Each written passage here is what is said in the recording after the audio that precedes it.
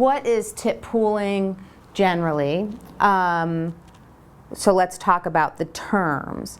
Any gratuity received by an employee indicated on any receipt as a gratuity or deposited in a place of business is the sole property of that primary direct service employee and cannot be taken by the employer except as required by law, right? So if an employee gets a tip, if a server gets a tip, then it's the property of the server.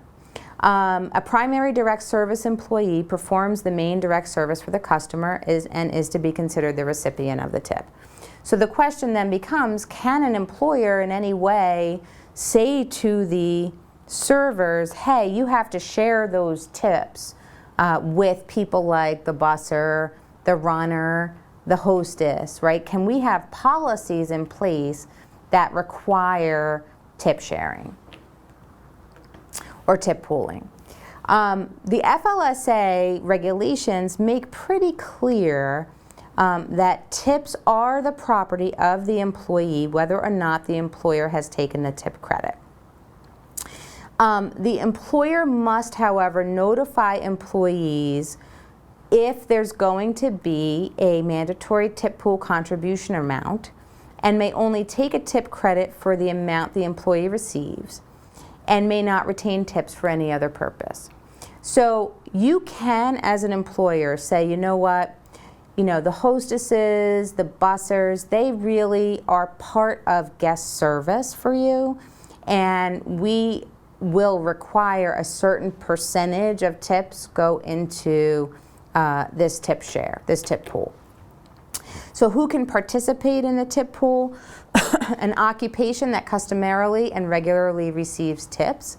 That means more than $30 a month. And that includes waiters, waitresses, counter people who serve customers, bellhops, bussers, and service bartenders. However, not dishwashers, cooks, chefs, and janitors, those back of the house or maintenance employees who are not direct service guest-facing employees. So this regulation, this DOL regulation, where does it stand?